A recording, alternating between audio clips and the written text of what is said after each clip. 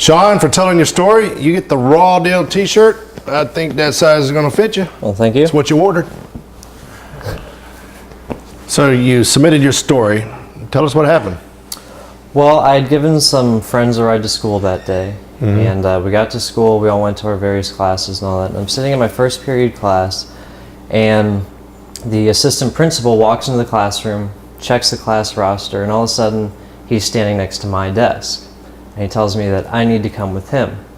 So I get out to the little golf cart that's parked outside the classroom, and the other assistant principal is there with him.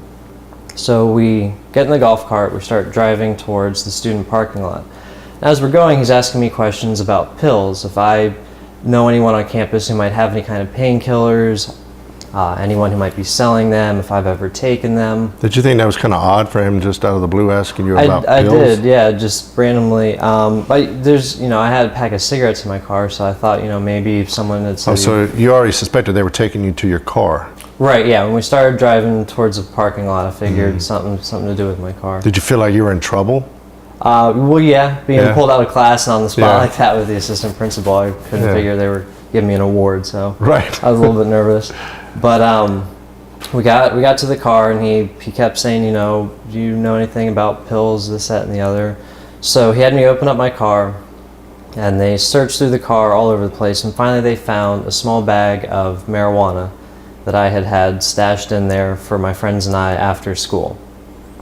So obviously that wasn't necessarily what he was looking for. He'd been asking me about the pills and all that.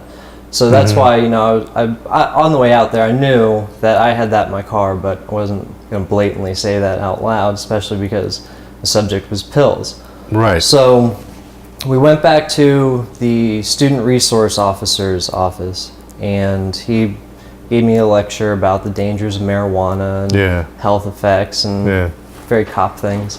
So I find out a few days later, after I had been temporarily expelled from school and had to go to teen court, I find out from one of my friends who I'd given a ride to school to that day that his mom had called the school and told them that her son had stolen a bottle of painkillers from her. And so they wanted the school faculty to search her son.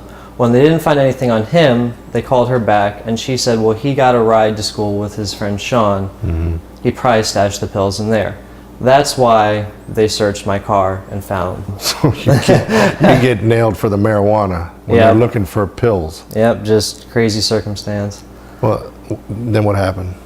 Well, after that, for the rest of that was my sophomore year of high school, and I had to finish out the school year it was called Euclid Avenue Learning Center. It was a alternative education center for kids who had gotten in trouble at their schools. So you got nailed for the marijuana? Oh, yes. You got expelled temporarily? Temporarily. I had to complete the Euclid program before I could return to my school. So this is punishment for bringing marijuana to school. Yeah. Right. Did you learn the lesson? Yes, I did. Yeah, Don't take marijuana to school. Yeah. Keep it at home. But after completing the Euclid program, I returned back to my high school.